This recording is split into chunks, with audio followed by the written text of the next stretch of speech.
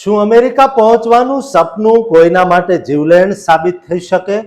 કલ્પના કરો એવા નવયુવાનની જેણે એકવાર નહીં, બે વાર નહીં, પણ ત્રણ વાર સરહદ ઓળંગવાનો પ્રયાસ કર્યો. 42 લાખ રૂપિયા દાવ પર લગાવ્યા અને છતાં તેને નસીબમાં મળી તો માત્ર ભૂખ, બીમારી અને બદનામી.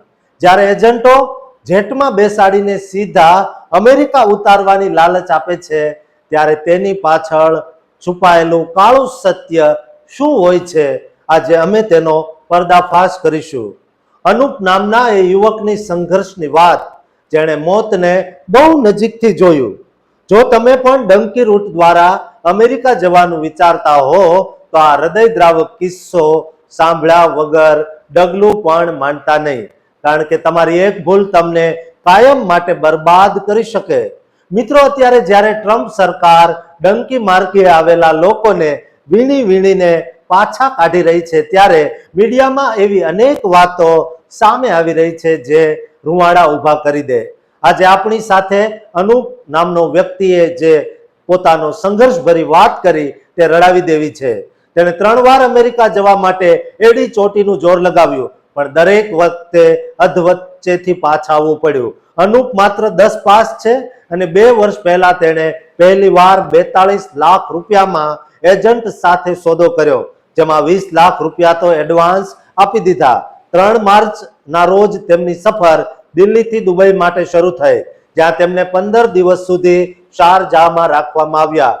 મુસ્લિમ દેશ હોવાથી અને આ સમયે રમજાનના રોઝા ચાલતા હોવાથી શુદ્ધ શાકાહારી એવા અનુપને જમવા માટે ભારે હાલાકી પડી અને ઘણીવાર અડધા ભૂખ્યા રહેવું પડ્યું. ત્યાંથી તેમને કઝાકિસ્તાનના અલમાટી મોકલવામાં આવ્યા, જ્યાં હાડ થીજવતી ઠંડી અને હિમવર્ષા વચ્ચે એજન્ટોએ તેમને 3 કલાક એરપોર્ટની બહાર રઝળતા મૂકી દીધા. ભાષાની સમજ ન હોવા છતાં ટ્રાન્સલેટરની મદદથી તેમણે એક એપાર્ટમેન્ટ રાખ્યું, જ્યાં ખાવાના નામે માત્ર બ્રેડ અને દૂધ પર દિવસો વિતાવ્યા. તુર્કીનો રસ્તો બંધ હોવાથી તેમને કઝાકિસ્તાનમાં 10 દિવસ સુધી ગોંધી રાખવામાં આવ્યા અને આખરે કોઈ રસ્તો ન દેખાતા એજન્ટોએ તેમને ભારત પાછા મોકલી દીધા. દોસ્તો, આ અગાઉ અમેરિકા જવાની ઘેલછા એવી હતી કે તેમણે અગાઉ પણ પ્રયત્નો કર્યા હતા. ફરીથી દુબઈ અને ત્યાંથી ઉઝબેકિસ્તાનના તાશ્કંદ મોકલવામાં આવેલો. ત્યાં એજન્ટોએ લાલચ આપી કે પ્રાઇવેટ જેટ ઉડવાનું છે, પણ હકીકતમાં તેમને એક નાના ગામડાની સ્કૂલમાં 100 જેટલા વિદ્યાર્થીઓ સાથે પૂરી રાખવામાં આવ્યો. ત્યાં પીવાનું શુદ્ધ પાણી પણ નહોતું, માત્ર દારૂ અને બિયર સસ્તા મળતા હતા. ખરાબ પાણીના કારણે અનુપ સહિત અનેક યુવાનો ગંભીર બીમારીનો ભોગ બન્યા. ચામડીના રોગ થયા અને લીવરમાં પ્રોબ્લેમ થયા. ગ્લુકોઝના બાટલા ચડાવવા પડ્યા. ત્રીજી વાર પણ જ્યારે એજન્ટોએ જેટની ટિકિટની ખોટી આશા આપી, ત્યારે અનુપ હિંમત હારી અને 20 લાખ પાછા માંગે છે. પણ એજન્ટોએ પરિવારને ફોસલાવીને ફરી પાછો મોકલ્યો. દુબઈ એરપોર્ટ પર જ્યારે હંગામો થયો અને પોલીસ આવી, ત્યારે તેમણે ભાગવું પડ્યું. એજન્ટોએ તો તેમને ભગોડા જાહેર કરીને તેમના વિઝા બ્લોક કરાવી દીધા. આખરે 600 દિરહામની લાંચ આપીને તેઓ માંડ જીવ બચાવીને ભારત પાછા ફર્યા. આજે અનુપ પાસે ન તો પૂરા પૈસા છે, ન અમેરિકા પહોંચવાનું સુખ, માત્ર બીમારી અને માથે થઈ ગયેલું દેવું રહ્યું છે. ટ્રમ્પના બીજા કાર્યકાળમાં અત્યારે અમેરિકાની સરહદી માહોલ ખૂબ ગરમ છે અને ડિટેન્શન સેન્ટરોમાં રહેલા લોકોના કેસ પણ રિજેક્ટ થઈ રહ્યા છે.